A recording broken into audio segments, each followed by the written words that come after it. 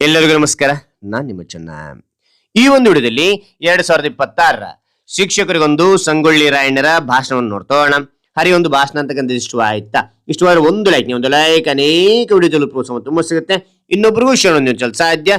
ಇಂಥ ಅನೇಕ video channel subscribe ಆಗಿ. ಹಾಗೆ ನಿಮಗೆ ಯಾವ ರೀತಿಯ ಭಾಷಣ ಬೇಕಂತೇಳಿ ಕಾನ್ಸ್ಟ್ಲಿ ಕಾಲ್ ಮಾಡಿ.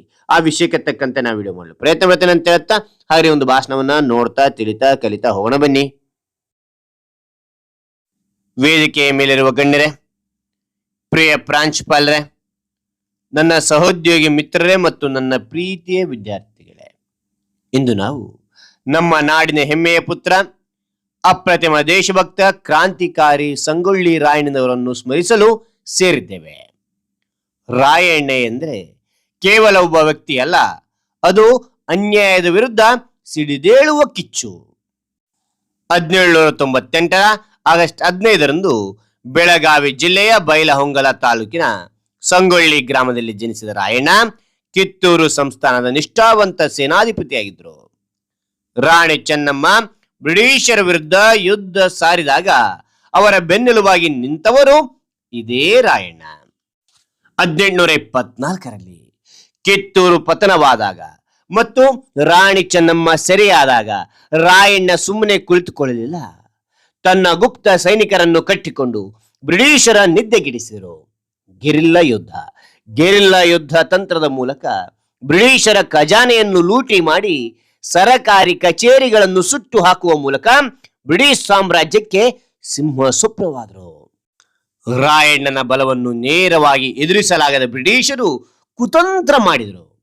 ರಾಯಣ್ಣನ ಜೊತೆಗಿದ್ದ ಕೆಲವು ದ್ರೋಹಿಗಳ ಸಹಾಯದಿಂದ ಅವರನ್ನು ಸೆರೆ ಹಿಡಿದರು.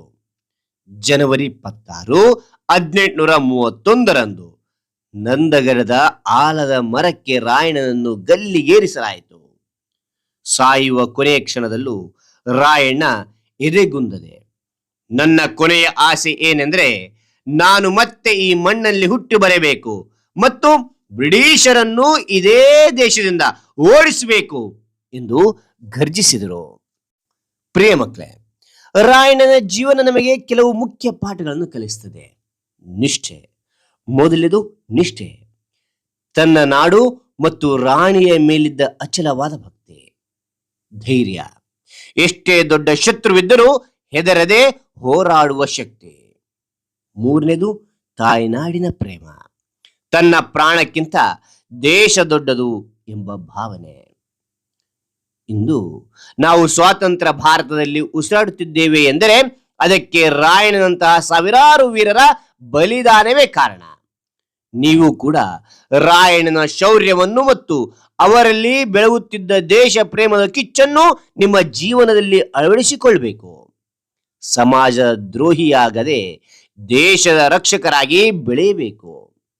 ರಾಯಣ್ಣನ ಹೆಸರನ್ನು ಕೇಳಿದರೆ ಮೈಮನ ಪುಳಕಗೊಳ್ಳುತ್ತದೆ. ಅವರ ಆದರ್ಶಗಳನ್ನು ನಾವು ಪಾಲಿಸೋಣ. ಮಾತನಾಡಲು ಅವಕಾಶ ಕಲ್ಪಿಸಿದ ಎಲ್ಲರಿಗೂ ನಮಸ್ಕಾರ. ಜೈ ರಾಯಣ್ಣ, ಜೈ ಹಿಂದ್, ಜೈ ಕರ್ನಾಟಕ ಮಾತೆ. ಹಾಗಾದ್ರೆ ಈ ಒಂದು ಭಾಷಣ ಅಂತಕ್ಕಂಥ ಇಷ್ಟವಾಯ್ತು. ಇಷ್ಟವಾದ್ರೆ ಒಂದು ಲೈಕ್ ಅನೇಕ ವಿಡಿಯೋ ಪ್ರೋತ್ಸಾಹ ತುಂಬ ಸಿಗುತ್ತೆ. ಇನ್ನೊಬ್ಬರು ಶೇರ್ ಮಾಡಲು ಸಾಧ್ಯ. ಇಂಥ ಅನೇಕ ವಿಡಿಯೋಗಳ ಚಾನಲ್ ಸಬ್ಸ್ಕ್ರೈಬ್ ಆಗಿ. ಮತ್ತೊಂದು ಹೊಸ ವಿಷಯದೊಂದಿಗೆ ಮತ್ತೊಂದು ಹೊಸ ವಿಡಿಯೋದಿಂದ ಭೇಟಿ ಆಗ್ತೇನೆ. Thank you for watching. Bye.